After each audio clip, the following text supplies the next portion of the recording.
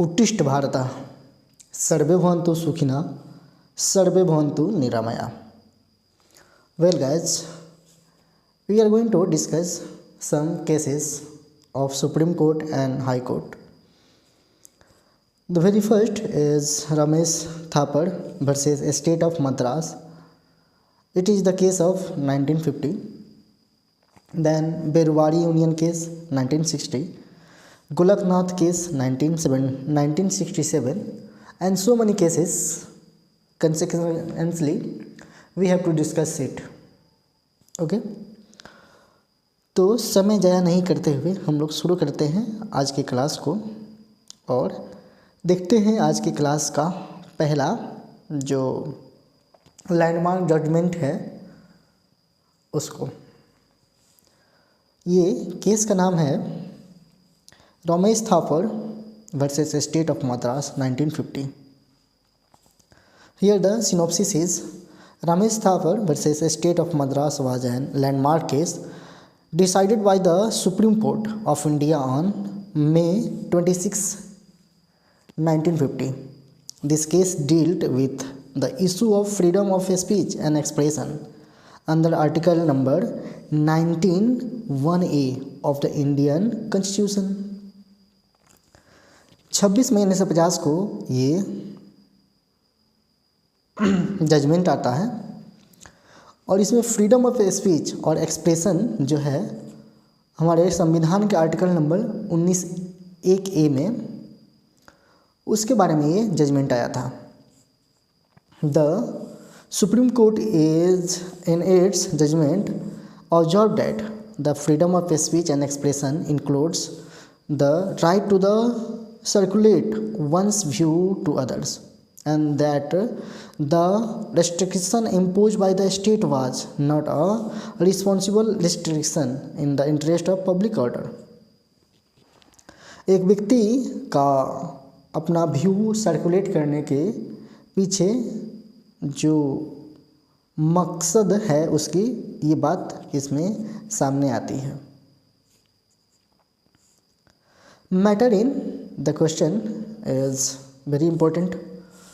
So here Ramesh Thapar challenged Maintenance of Public Order Act 1949, which contravenes the fundamental rights of speech and expression under Article number 19(1)(a) of the Constitution.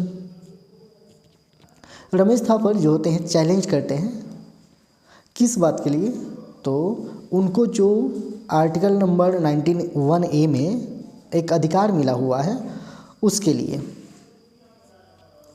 Constitutional and legislative provisions involve. इसमें दूसरी बात ये भी थी कि जो provisions हैं legislative provisions हैं वो कॉन्स्टिट्यूशनल हैं तो इसको जायज़ माना जाए. Then restriction on freedom of press and violation of the article number 19(1)(a) of the Constitution, or did it fall within the restriction provided in article number 19(02)? freedom of expression, freedom of press and violation, इन सभी बातों का इसमें जिक्र हुआ था. Here the court also had to determine whether the public order was void under article number 13(1)(a). 13(1). यहाँ पे court ने अपने को यहाँ रख करके देखा कि ये जो पब्लिक ऑर्डर है ये void होता है कब, आर्टिकल नंबर 13(1) में. अगर बात करें हम लोग जजमेंट डिलीवर्ड की क्या बातें निकल के आई थी तो उसकी the Supreme court said that freedom of speech and expression includes freedom of propagation of ideas and that freedom is insured by the freedom of circulations. इनकी जो बातें यहाँ निकल के आती हैं वो ये थी कि अगर कोई व्यक्ति अपने स्पीच को अपने एक्सप्रेशन को समाज में फैलाना चाहता है, प्रोपेगेट करना चाहता है आइडियाज़ को, तो ये जो है वो फ्रीली कर सकता है। It held that the liberty of the press is an essential part of the right to freedom of speech and expression under article number 19(1)(a). The judgment was quoted again and again by the Supreme Court, including in the Shreya Singhal case, in which it set aside the section 66A of IT Act. आगे ये जब श्रेया सिंघल का case आया था तो उसमें भी इस बात की चर्चा हुई थी। सुप्रीम कोर्ट ने इस केस को मद्देनजर रखते हुए ये बातें सुनाई थी। नाउ ये हमारे लिए कितना इम्पोर्टेंट केस है, क्यों हमारे लिए ज़रूरी है, उसकी बात कर लेते हैं। सो ये Ramesh Thapar case necessitated constitutional amendment. The first amendment to the Indian constitution undid the effect of this judgment. In this regard, the first amendment of the constitution amended article number 19. तो पहली बार कभी जो आर्टिकल नंबर 19 में सुधार हुआ, amendment हुआ, तो वो था ये case, Ramesh Thapar case. Then we are going to take a look of Berubari Union case 1960.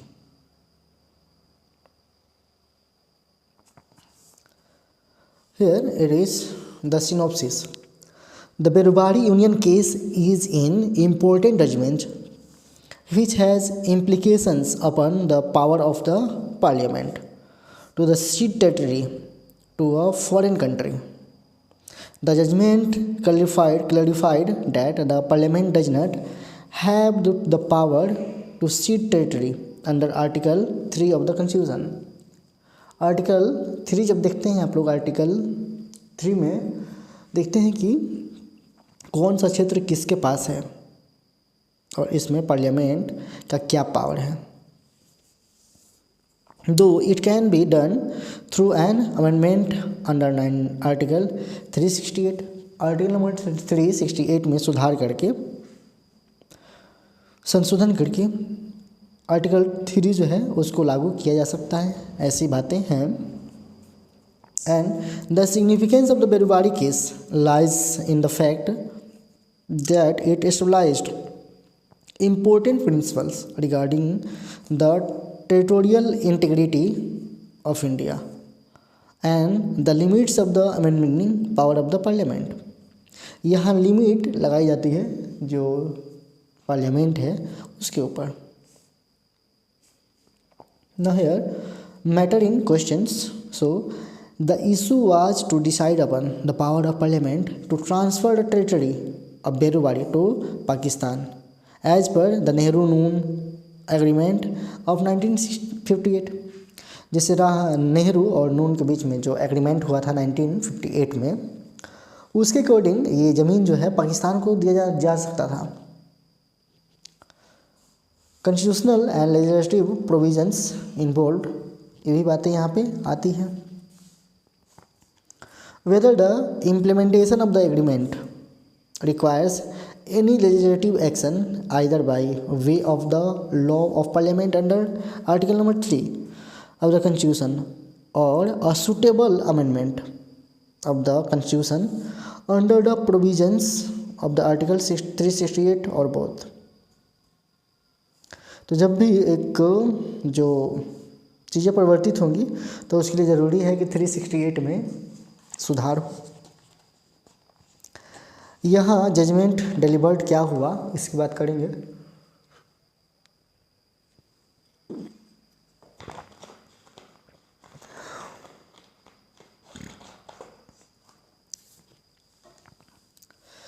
So the preamble is not a part of constitution.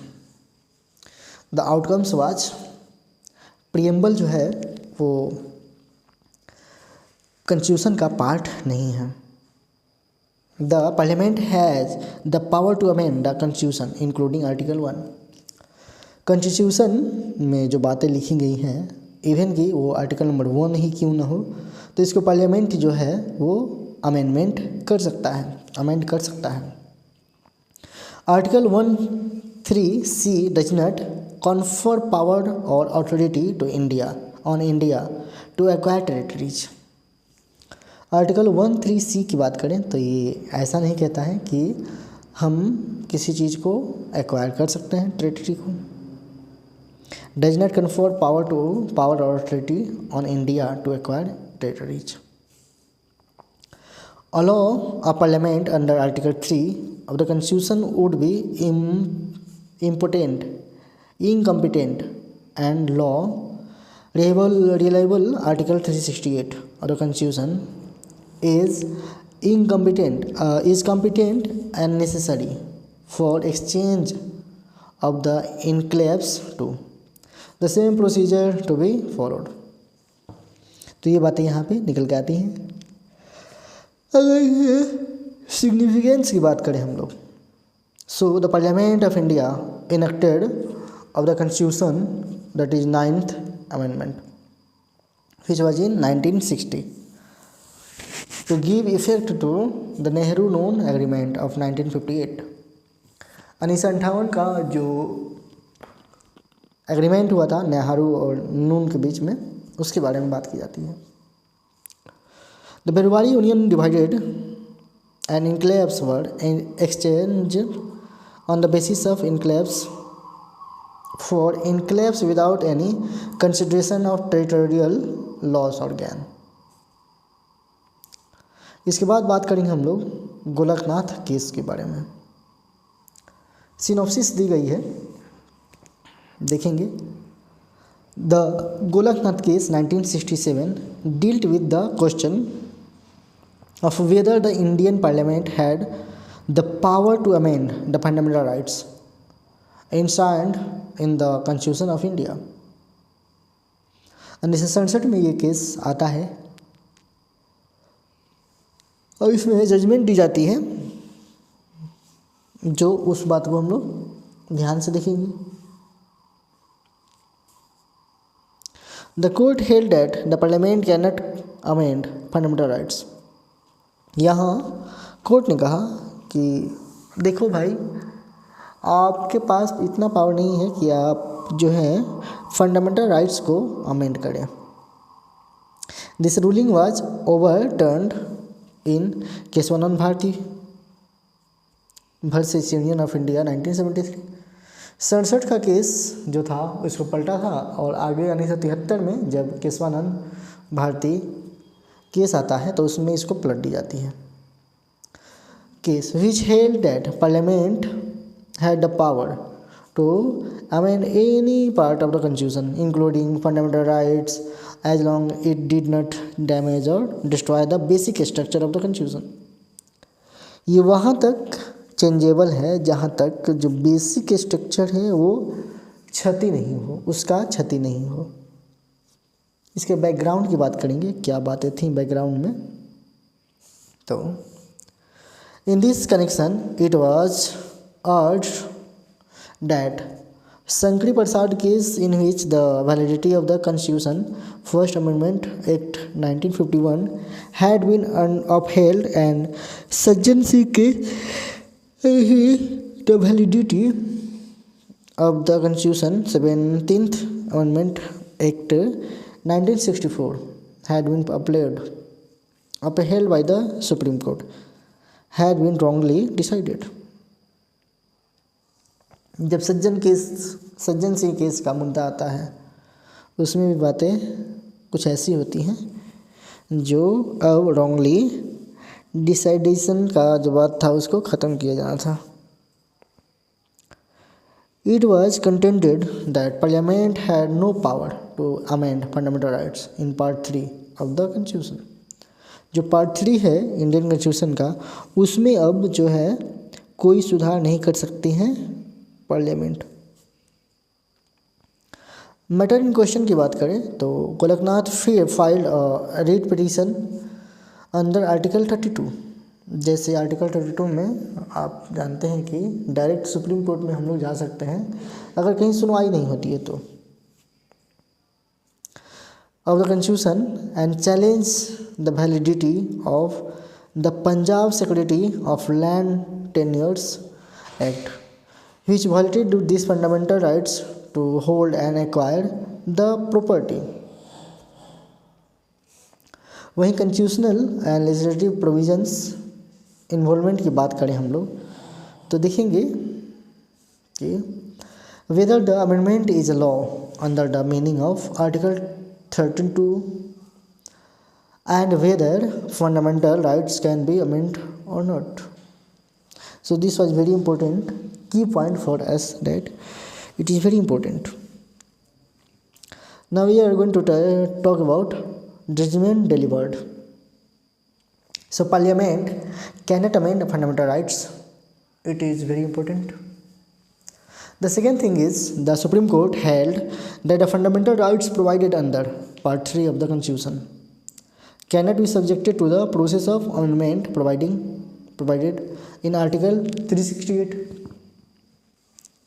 And also the Amendment Act was also a law within the purview of Article 13(2).